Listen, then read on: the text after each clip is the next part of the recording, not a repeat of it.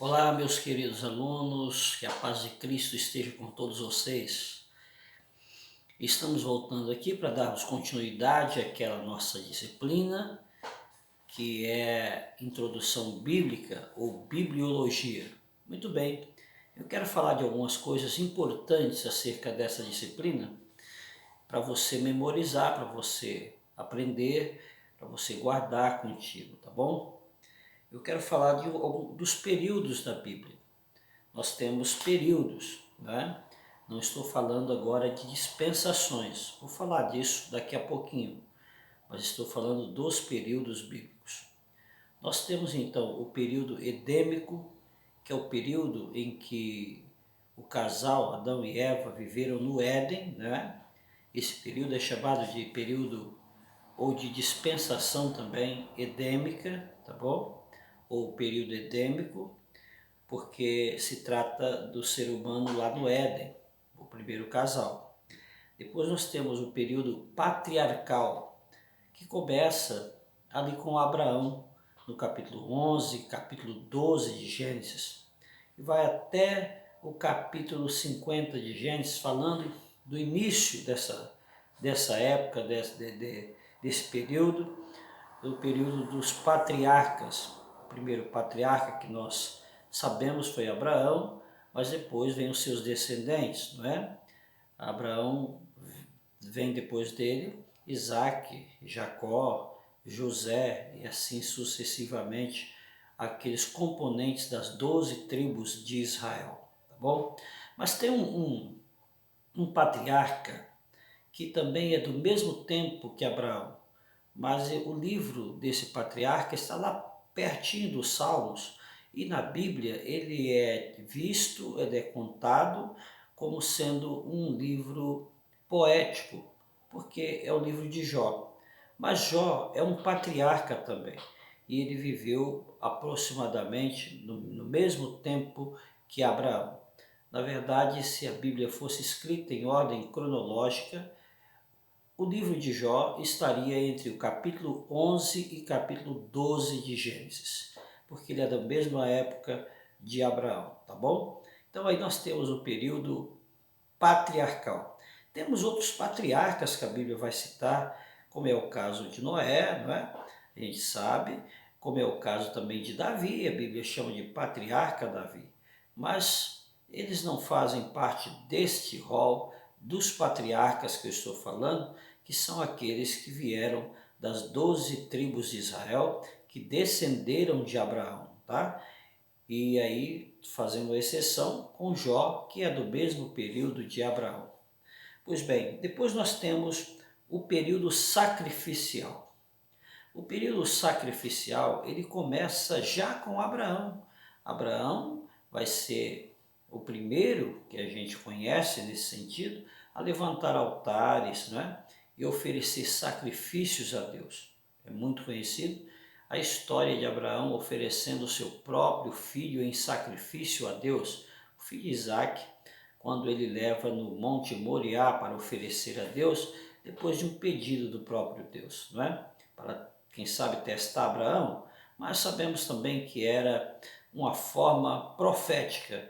Quando Abraão estava entregando o Isaac estava representando ali Jesus Cristo, que mais tarde morreria, né, por toda a humanidade. Pois bem, então aí você tem o período sacrificial, que começa também logo depois de Abraão.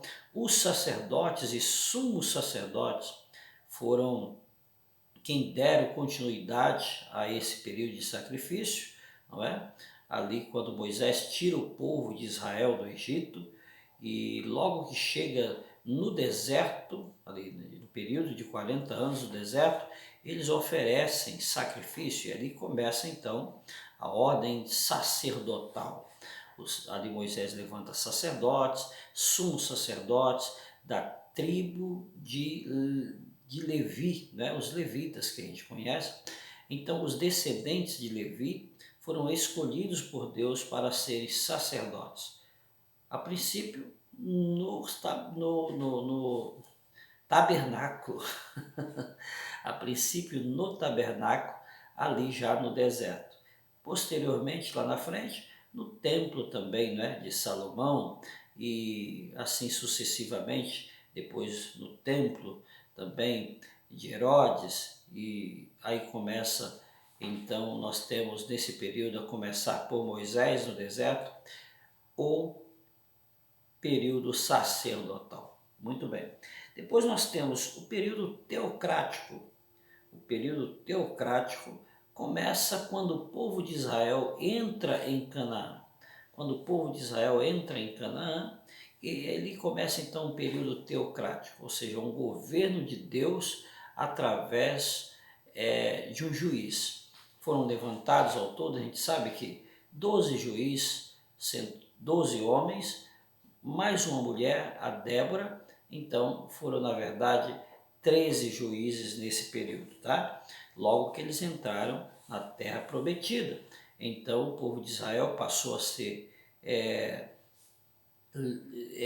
ter um governante, ter um representante de Deus, ter uma pessoa que ouvia de Deus e que transmitia para o povo a vontade de Deus e também julgava o povo nesse período, julgava as causas, né, do povo. Os juízes, então, período dos juízes, nós temos então esse tempo que era um tempo do governo teocrático, a teocracia nesse período.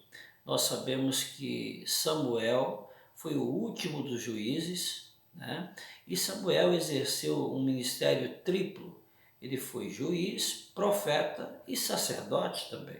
Veja que a linha sacerdotal também continua depois, mesmo vindo aí, como nós estamos citando, a teocracia, os juízes, mas os sacerdotes continuavam e vão continuar por um longo período até o final do Antigo Testamento, né? Depois desse período teocrático, nós temos o período monárquico, porque o povo de Israel era o único povo, ou pelo menos alguns dos povos, que não tinha rei. Todos os povos tinham o seu rei, né? Todos os povos tinham o seu rei, e Israel não tinha o seu rei. E o povo de Israel estava clamando por um rei. Eles queriam um rei.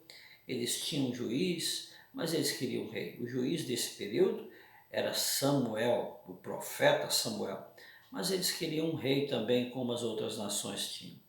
Então, eles clamavam por um rei. E Samuel até se sentiu ofendido, de certa forma, porque era como se eles estivessem desfazendo dele, né? E Samuel foi falar com Deus e disse: Deus, eles não querem mais me aceitar como juiz, como governante, eles estão pedindo um rei. E Deus disse: tá bom, eu vou dar um rei para eles.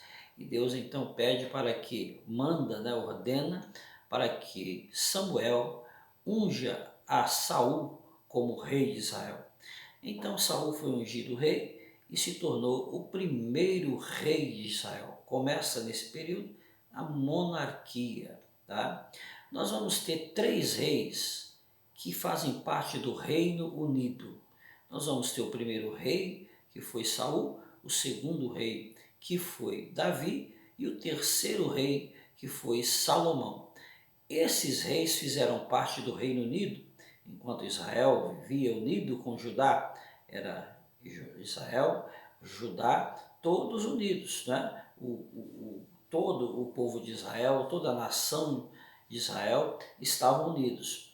Aí, depois que Salomão morreu, assumiu o reino o filho dele, Roboão, e aí então acontece a divisão do reino, tá? Reino do Norte, Reino do Sul. E por que foi dividido? Porque lá atrás o Salomão havia desobedecido a Deus, praticado a idolatria, tomado mulheres que não eram mulheres do meio do seu povo, né? Tinha tomado mulheres egípcias, mulheres etíopes, e desagradou a Deus. E Deus prometeu que iria dividir o reino. Mas ele disse que não ia dividir enquanto Salomão fosse vivo, porque ele tinha prometido isso a Davi. Por amor a Davi, ele não ia fazer isso, mas logo que Salomão morreu, Deus então dividiu o reino através do seu filho Roboão, que nesse momento estava reinando. Pois bem, Aí o período monárquico ele vai continuar em Israel, virão muitos reis, mesmo depois do reino dividido, nós vamos ter reis no reino do sul, reis no reino do norte, né? Vamos ter reis em Jerusalém, capital Jerusalém, e vamos ter rei em Judá. Então, continua assim por um longo período. Aí depois, nós vamos ter então na Bíblia o período profético. Não que não existia profetas antes. A Bíblia vai falar de profetas como o profeta Eliseu, como o profeta Elias, né? Veja bem, Elias foi um aluno de Samuel. Samuel foi o primeiro, foi o fundador da escola de profetas. E dos seus alunos, nós tivemos um que se destacou muito, que foi o profeta Elias, tá? Então o profeta Elias não está inserido lá nos profetas maiores e menores, como também não está o profeta Eliseu, né? Nós sabemos que a Bíblia também diz que Miriam e Moisés eram profetas, mas não estão inseridos nos livros dos profetas maiores e menores, tá? Mas nós vamos entender o período profético por causa dos livros. Aí você tem então o período desses profetas, que são os escritores dos profetas maiores e dos profetas menores, ok? Isso nós já explicamos a você quem são os profetas maiores e quem são os menores. Maiores é composto por Isaías, Jeremias, Lamentações, Ezequiel e Daniel. São 5 livros dos profetas maiores. E aí você tem 12 livros dos profetas menores. São 12 livros dos profetas menores. Então, somando todos os livros proféticos, nós vamos ter 17 livros de profetas, sendo maiores e menores. Esses profetas menores começam ali com Oséias e termina lá no livro de Malaquias, tá bom? Já falamos sobre isso também. Eu gostaria de falar também com você sobre o cano, né? Você já deve ter lido na sua apostila e possivelmente algumas pessoas ficaram com dúvida. Então você deve estar se perguntando o que é cânon. Cânon é um conjunto de livros autênticos. Cânon do Novo Testamento ou cânon do Antigo Testamento quer dizer livros que são autênticos, inspirados por Deus, inspirados pelo Espírito Santo, com comprovação de veracidade, com credibilidade, tanto da cúpula judaica, dos sacerdotes do Antigo Testamento, tá? Como também dos profetas do Antigo Testamento. E no Novo Testamento, com credibilidade da igreja. Isso mesmo, a igreja foi quem avalizou, tendo o critério principal de que um livro do Novo Testamento fosse escrito por um apóstolo, por alguém que andou com Jesus, com a testemunha ocular do ministério de Jesus na terra, ou por alguém que fosse avalizado por um apóstolo de Jesus. É o caso, você tem Lucas, que não andou com Jesus e não era apóstolo, mas o Evangelho de Lucas foi avalizado pelo apóstolo Paulo, porque ele andava com Paulo. Você sabe que por diversas vezes ele esteve em das viagens missionárias de Paulo, cuidando da saúde de Paulo, acompanhando Paulo. Então, o Evangelho de Jesus Cristo, segundo Lucas, foi avalizado pelo apóstolo Paulo e o apóstolo Pedro também, que conheceu bastante, né? Que Lucas teve o prazer de conhecê-lo e escreveu Atos dos Apóstolos contando histórias e milagres que Deus tinha feito por intermédio de Pedro, certo? Você vai ter também, por exemplo, como nós já falamos, o Evangelho de Marcos. Marcos não era discípulo de Jesus, mas teve o seu evangelho avalizado pelo apóstolo Pedro, ok? Então, fique bem claro, Antigo Testamento, o cânon do Antigo Testamento, os livros autênticos do Antigo Testamento foram avalizados, foram comprovados, foram autenticados pelos estudiosos do Antigo Testamento, pelos sacerdotes, rabinos, e também por todos aqueles profetas com credibilidade, né? Profetas que estavam naquele momento, que deram, né, credibilidade e que confirmaram que os livros que estão inseridos na nossa Bíblia, por exemplo, na Bíblia cristã, na Bíblia evangélica, são os livros autênticos, são os livros comprovados como autênticos por todos esses estudiosos judaicos e também pelos sacerdotes da época. Mas tem uma coisa, quem também autenticou os livros do Antigo Testamento foi o próprio Senhor Jesus, porque ele vai citar nos Evangelhos por diversas vezes, não é, os livros do Antigo Testamento, tanto a Torá, o Pentateuco, composto dos 5 primeiros livros da Bíblia, como também os livros dos profetas. Ele cita os profetas maiores, quando ele cita Isaías, Jeremias, ele cita os profetas menores também, quando ele cita Miqueias, não é? E outros livros da Bíblia, Jonas e outros mais. Então, o próprio Jesus, que é Deus, autenticou como sendo canônico os livros do Antigo Testamento, ok? E os livros do Novo Testamento foram autenticados, se formando o cânon do Antigo Testamento, do Novo Testamento, aliás, desculpe, os livros do Novo Testamento, que formam o cânon do Novo Testamento, foram então avalizados e autenticados pela igreja, isso mesmo, pela igreja naquela época, e também com o critério de verificar se os livros foram escritos por um apóstolo ou por alguém que andou com Jesus ou avalizado por um apóstolo. E verificaram isso, então autenticaram os livros que você tem no Novo Testamento. Formam o cânon do Novo Testamento assim, ok? Você tem livros apócrifos no período do Antigo Testamento. O que é livros apócrifos? São livros pseudos, são livros sem credibilidade, são livros que não inspiram confiança, e aí também para nós são livros sem a inspiração do Espírito Santo. Por isso não foram aceitos e não foram inseridos na Bíblia. Você tem a nossa Bíblia, o nosso Antigo Testamento, o Antigo Testamento evangélico, é o mesmo Antigo Testamento judaico, ok? Os livros que estão na Bíblia judaica, claro que a Bíblia do judeu é só o Antigo Testamento, esses mesmos livros são os que estão na Bíblia evangélica. Bíblia católica tem 7 livros a mais, são livros que contam história do período, sobretudo interbíblico que nós falamos, tá? Tem livro de história e que a Igreja Católica achou por bem inserir na Bíblia deles, na Bíblia Católica, ok? Mas a Bíblia Evangélica tem os mesmos livros que contém a Bíblia Hebraica, ok, meu irmão? Olha, o Novo Testamento, nós sabemos que no período do Novo Testamento também houve muitos livros apócrifos, muitos livros apócrifos.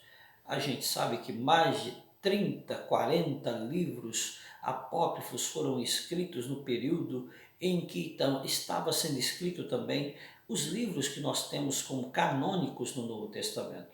Mas esses livros não foram aceitos pela igreja e também não foram aceitos pelos concílios da igreja e por isso eles ficaram fora do cânon do Novo Testamento. Por isso eles não entraram no Novo Testamento, porque não tinha credibilidade, não tinha inspiração do Espírito Santo, porque contavam muita besteira acerca de Jesus, falavam muitas coisas que não mereceu e não merece nenhuma credibilidade da igreja em todos os tempos. Então assim nós temos os livros canônicos do Antigo Testamento e os livros canônicos do Novo Testamento. Eu quero dizer uma coisa para você. O tempo que demorou para se escrever a Bíblia. A Bíblia foi escrita em um tempo e espaço de mais ou menos 1600 anos. Não se escreveu a Bíblia de uma noite para o dia, não, e nem do dia para a noite. A Bíblia foi escrita em um tempo, em um período de 1600 anos aproximadamente. O Antigo Testamento, por exemplo, ele demorou ao todo 1500 anos para ser escrito. Na verdade, foram 1100 anos para escrever o Antigo Testamento. Mas contando com os mais 400 anos de silêncio de Deus, não é? Que é aquele período que vai lá de Malaquias a Mateus, contando com esses 400 anos, então você vai ter 1500 anos que demorou para se escrever, para concluir o Antigo Testamento. O Novo Testamento foi escrito, sobretudo, em 100 anos aproximadamente, né? A gente conta aí 100 anos, mas nem vai dar 100 anos, porque no primeiro século já se escreve todos os livros do Novo Testamento. Nos anos 90 do primeiro século, 90, 95, todos os livros do Novo Testamento já estavam escritos, ok? Então, se você pegar 1500 anos do Antigo Testamento e mais 100 anos do Novo Testamento, vai dar um total de aproximadamente 1600 anos, o tempo da escrita do Antigo e Novo Testamento, o tempo de escrita da Bíblia, tá bom? Olha, eu quero falar com você agora das dispensações. Dispensação. Nós temos então 7 dispensações. Temos a dispensação da inocência, temos a dispensação da consciência, temos a dispensação do governo humano, temos a dispensação da promessa, temos a dispensação da lei, temos a dispensação da graça e ainda vai chegar a dispensação do reino milenial. Nós estamos em qual dispensação agora? Na dispensação da graça. A dispensação da lei, que foi a 5ª dispensação, foi substituída pela dispensação da graça, tá bom? E a dispensação do reino milenial, nós vamos viver ele depois que formos arrebatados para a glória celestial, depois de 7 anos de tribulação, que nós retornaremos aqui com Cristo e Jesus Cristo estabelecerá o reino milenial aqui na terra e nós reinaremos com ele por 1000 anos, tá bom? Fica isso claro para você? Então, assim, os períodos que nós falamos aí, você lembra bem, foi os períodos edêmicos, né, lá do Éden, patriarcal, sacrificial, sacerdotal, teocrático, monárquico e profético. Esse período, esses períodos que eu falei para você, são os períodos que você vai encontrar na Bíblia, tá bom? Eu quero só lembrar que nós estamos estudando a introdução à Bíblia. E aí na sua apostila você tem muita coisa que você tem dúvida. Quando você lê a sua apostila, você fica em dúvida acerca de muita coisa. Então eu te peço que, através do e-mail da Fanatef, envie as dúvidas que você tem. Todas as dúvidas que você tem, não deixe de enviar, tá bom? Nós não vamos te criticar pelas dúvidas que você tem, pelo contrário, você é um aluno, é uma aluna. Mande as suas dúvidas e eu vou te esclarecer todas as dúvidas que você tiver na disciplina que você está estudando. Nós estamos falando agora, por exemplo, nesses bate-papos, somente de introdução à Bíblia. Mas vai chegar a hora da sua disciplina, fique tranquilo. Olha, o nosso site está quase pronto. Está quase pronto o nosso site. Eu acredito que dentro de mais um mês, mais ou menos, ele vai ficar prontinho e vai ficar bacana para você acessar. As aulas, nós vamos gravar em estúdio, vai ficar todas lá e você vai ter acesso através de uma senha que você vai receber como aluno e você vai poder acessar as aulas das suas disciplinas, tá bom? Aí vai ficar melhor, que não vai precisar estar gravando como eu estou fazendo agora, gravando a primeira disciplina, talvez você já está lá na frente. Eu, por exemplo, estou falando aqui, eu tenho alunos que estão em são do ensino à distância, que já estão bem adiantados, já estão há 2 anos estudando. Então, às vezes ele acha chato, porque está aprendendo, está falando, está ouvindo de novo, sobre introdução à Bíblia. Mas é bom, é muito bom a gente recordar aquilo que a gente já estudou. E vai chegar o momento em que as suas disciplinas, que você está estudando também, vai estar lá no nosso site, tá bom? Deus abençoe, um grande abraço a vocês. Introdução à Bíblia é uma matéria muito bacana, é uma matéria muito proveitosa, né? Você sabe disso. Tem muita coisa que eu gostaria de falar para você nessa disciplina, mas nós não podemos gravar vídeos muito longos, ainda não, porque senão fica muito pesado para você rodar, né? Ok? Deus abençoe, fique na paz e até a próxima em nome de Jesus. Um abraço para todos vocês.